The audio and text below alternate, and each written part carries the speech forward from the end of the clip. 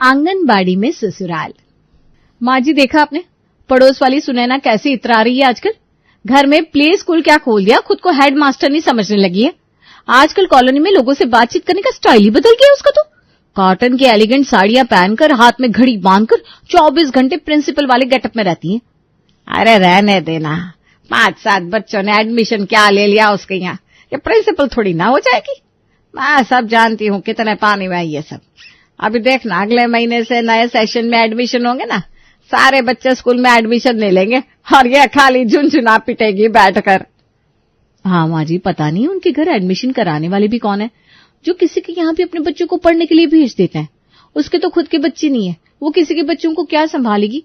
एक बार को हम प्ले स्कूल खोलकर बैठ जाएं तो कोई मान भी लेगा, क्योंकि हमारे घर में तो पहले ही 4-4 बच्चे हैं। लेकिन उसने तो अभी तक अपना बच्चा नहीं संभाला, ये किसी और का बच्चा क्या संभालेगी। ऐसा है बहू, पड़ोसियों के घर में झांकना छोड़ दे और अपने बच्चों पर ध्यान लगा। सुबह से दिमाग खराब कर दिया है चारों ने। कभी कभी तो मुझे ऐसा लगता है मैं घर में नहीं चिड़ियाघर में रह रही हूँ। अरे माँ, गलत कह रही हो, चिड़ियाघर में नहीं रह रही हो बल्कि बॉयज हॉस्टल में रह रही हो तुम। पूरा दिन बच्चों को यही सिखाती रहती हो, या बैठो, ऐसे खाओ, वैसे पढ़ो। ये काम तो वार्डन के होता है ना। हाँ बेटा, तू भी मजाक उड़ा ले। तुझे पता भी है हॉस्टल में बच्चों को संभालने के उन लोगों को पैसे मिलते हैं, और मेरा तो चश्मा भी टूट जाए ना तो उसे बनवाने के लिए भी तुम लोग 2 महीने ऐसे ही गोल गोल घुमाते हो मुझे, तब जाकर इस बुढ़िया का चश्मा बनकर आता है। क्या माँ, तुम भी मजाक को मजाक की तरह नहीं ले सकती हो क्या? हर बार तुम्हारे पैसों पर आकर ही बात खत्म होती है। वैसे माँ जी, आप लोगों की बात सुनने के बाद मेरे मन में एक आइडिया आया है। आप देखिए ना, ये पड़ोसन जिसका एक भी बच्चा नहीं है, जब वो अपने घर में डे केयर और प्ले स्कूल खोल सकती है, तो हमारे घर में तो पहले से ही 4-4 बच्चे हैं, हम प्ले स्कूल क्यों नहीं खोल सकते। मैं तो कह रही हूँ, जैसे हम 4 बच्चे पाल रहे हैं, वैसे अगर 2-3 बच्चे और पाल देंगे तो हमारा क्या बिगड़ जाएगा। और सबसे बड़ी बात तो ये है कि दूसरों के बच्चों को पालने के हमें अच्छे खासे पैसे भी मिलेंगे। सोच कर देखो ना, हींग लगे ना फिटकरी और रंग भी चोखा ही आएगा। तूने जुबान तो हिला दी, लेकिन यह बता, तेरे स्कूल में एडमिशन कराएगा कौन अपने बच्चों का? तुमसे अपने बच्चे संभलते नहीं और तुम चाह रही हो कि मोहल्ले के लोग अपने बच्चे भी तुम्हारे पास छोड़ जाए। माँ जी आप ही बताओ, ये पड़ोसन सुनैना जो आजकल इतनी मैडम बनी घूम रही है, क्या हम नहीं जानते वो कितने पानी में है। थोड़ा दिखावा करना पड़ता है, तभी तो लोग इम्प्रेस होते हैं। अब हम लोग घर में चाहे जैसे भी रहते हो, लेकिन अगर हमें अपना बिजनेस चलाना है तो लोगों को ऐसा दिखाना पड़ेगा कि हमें बच्चों से कितना लगाव है, हम बच्चों को कितने अच्छे से हैंडल कर सकते हैं। जब लोग हमसे और हमारी पेरेंटिंग से इम्प्रेस होंगे, तभी तो वो अपने बच्चे की जिम्मेदारी हमारे पास छोड़कर जाएंगे। और वैसे माँ जी, आजकल ना सारी औरतें वर्किंग है, वो तो चाहती हैं कि उनके बच्चे के लिए एक ऐसा डे केयर मिल जाए जो स्कूल जैसा ना लगे, बल्कि उनके बच्चों को बिल्कुल ऐसा एहसास कराए जैसे कि वो अपने ही घर में हो। मैंने तो अपने स्कूल के लिए नाम भी सोच लिया है। हमारे स्कूल का नाम होगा day home play and day care. ठीक है बहू, अगर तुम दोनों की इच्छा यही है कि हम अपने घर को प्ले स्कूल में बदल दें, तो हम एक बार अपनी किस्मत तो आजमा ही सकते हैं। अगर ये सुनैना हिट हो सकती है तो हम में ऐसी क्या बुराई है। अभी सीमा और साक्षी मिलकर अपनी सास के साथ अपने प्ले स्कूल के बारे में प्लानिंग बना रही थी, तभी वो देखते हैं कि अचानक से पड़ोसन सुनैना के प्ले स्कूल में बच्चों की लाइन लग गई है। देख रही हैं माँ जी आप, कितने सारे बच्चे आने लगे हैं सुनैना के यहाँ। ये तो बहुत जल्दी लखपति हो जाएगी। आप भी ना देर मत करिए, कहीं ऐसा ना हो कि सारे बच्चे इसी के यहाँ भर्ती हो जाए और जो झुनझुना हम उससे पकड़ाने वाले थे ना, वो हमें ही बैठ कर ना हिलाना पड़ जाए। अरे तूने क्या कसम खा रखी है, जब भी बोलेगी अशुभ ही बोलेगी? कभी कुछ अच्छा भी बोल लिया कर। मैं तो आज से ही अपनी किटी और कीर्तन मंडली में जाकर अपने प्ले स्कूल का प्रचार करना शुरू कर दूंगी। और तुम दोनों भी क्या पूरा दिन बच्चों में लगी रहती हो? थोड़ा बन सवर कर घर से बाहर निकला करो, लोगों को पता तो चले कि तुम दोनों के अंदर कितनी नॉलेज और टैलेंट है। तभी तो कोई भरोसा करके तुम्हारे पास अपना बच्चा छोड़ेगा। माँ जी अब ठीक कह रही हैं, हम दोनों भी थोड़ा फील्ड वर्क करते हैं, थोड़ी मेहनत आप कीजिए। मिलजुल कर काम करेंगे तो ऐसा हो ही नहीं सकता कि हमारे स्कूल में बच्चे ना आए शाम के समय। अरे बहन जी, 4-4 बच्चे हैं हमारे घर में, लेकिन मजाल है जो कभी मेरी दोनों बहू के माथे पर शिकन भी आ जाती हो। दोनों की दोनों मानो साक्षात लक्ष्मी का रूप है। पढ़ाई लिखाई में अव्वल, बच्चों को तो ऐसे रखती है कि उनके सामने विदेशी माएँ भी फेल है। खिलाना पिलाना, मालिश, उनका पोषण, नींद, हर चीज की सही सटीक जानकारी है मेरी बहुओं के पास। मैं तो कहती हूँ किसी को भी अपने बच्चों को संभालने में दिक्कत हो ना तो मेरी बहू से आकर सलाह ले सकता है। आजकल मैं अनुभव उम्र का मोहताज नहीं रहा। कहने को तो उम्र मुझसे छोटी है, लेकिन दोनों के पास जितना अनुभव है ना उतना तो भाई हमारे पास भी नहीं है। सही कह रही हो बहन जी, हमारी बहू तो एक बच्चे में ही पूरा दिन चिड़चिड़ाती घूमती रहती है, बात बात पर बच्चों को डांट देती है। और तुम्हारे घर में तो 4-4 बच्चे हैं। अगर 4 बच्चे होने के बाद भी तुम्हारी बहुएं बच्चों को इतने अच्छे से हैंडल कर रही है, तब तो वाकई दोनों काबिले तारीफ है। हाँ बहन जी, मैंने भी अपनी बहू से यही कहा, जब तेरे पास इतना अनुभव है तो इसे अपने तक सीमित मत रख, बल्कि और बच्चों को भी इसका लाभ मिलना चाहिए। इसलिए मैंने और मेरी बहू ने तय किया है कि हम अपने ही घर में एक छोटा सा प्ले एंड डे केयर खोलेंगे, ताकि वो बच्चे जिनके माँ बाप बाहर नौकरी करते हैं उन्हें भी एक अच्छा और सुरक्षित माहौल मिल पाए। उन्हें हम ये आजकल के मॉडर्न स्कूलों की तरह नियमों का पालन करना नहीं सिखाएंगे, बल्कि माँ की गोद की तरह प्यार और ममता देंगे। नन्हे नन्हे बच्चों को क्या नियम कानून में बांधना उन्हें तो बस हमारे प्यार की जरूरत होती है। सास कुसुम की बातों से कॉलोनी की औरतें काफी प्रभावित हो रही थी। वैसे बहन जी, मेरा नाती है, बेटी तो मेरी जॉब करती है और नाती के चक्कर में काफी परेशान रहती है।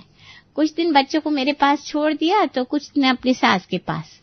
लेकिन सही बताए तो अब इस उम्र में हमसे भी बच्चों की देखभाल नहीं हो पाती।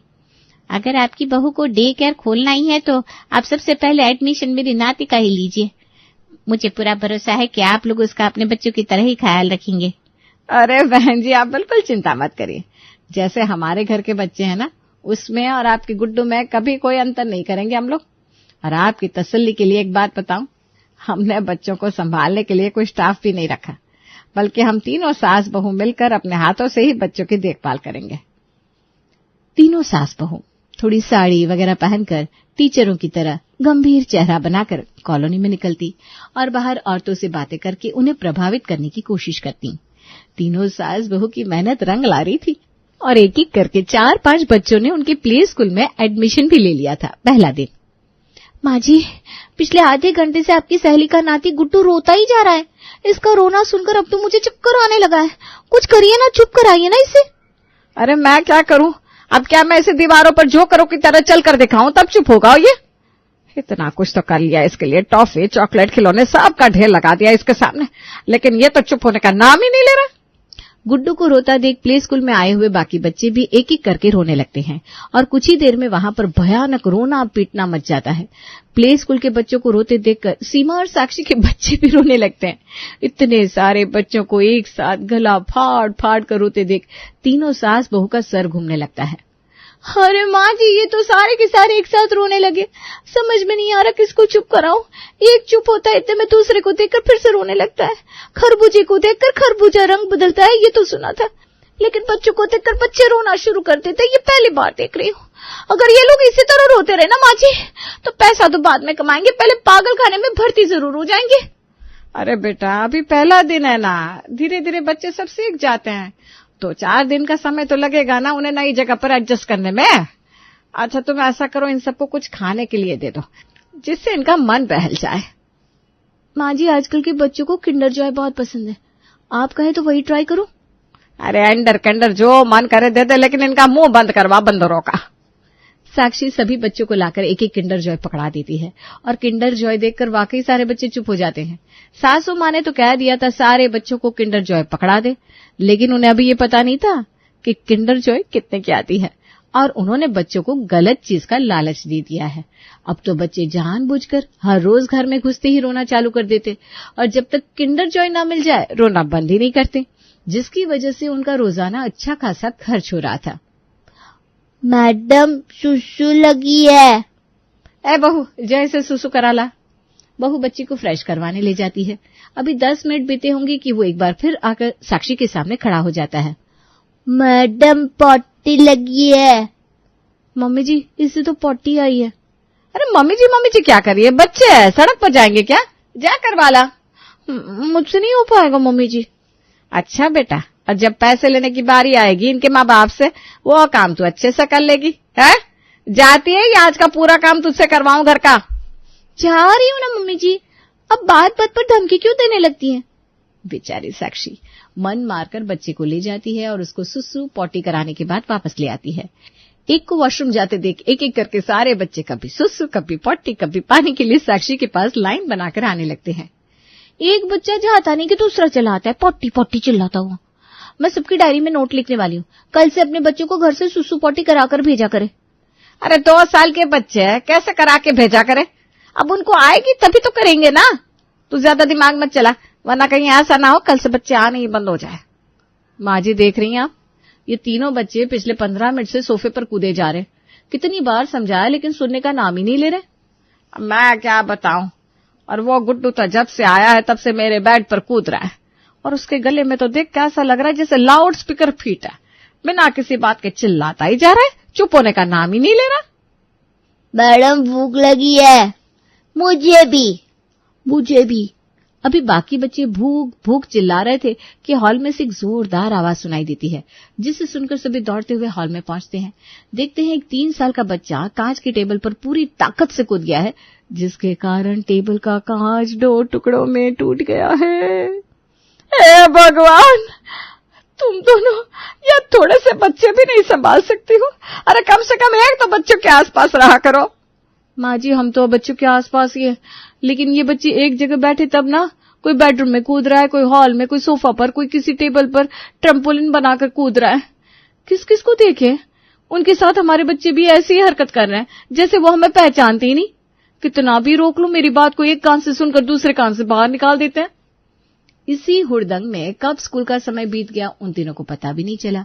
बच्चों को संभालते संभालते तीनों पस्त होकर सोफे पर गिर पड़ी थी।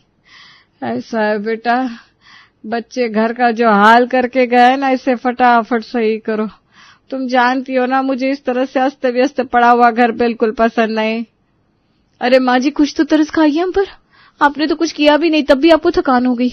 हम दोनों के बारे में तो सोचिए, हम कब से किसी को सुसु, किसी को पॉटी करा रहे, किसी को खाना खिला रहे, किसी को दूध पिला रहे, किसी को पढ़ाई करवा रहे।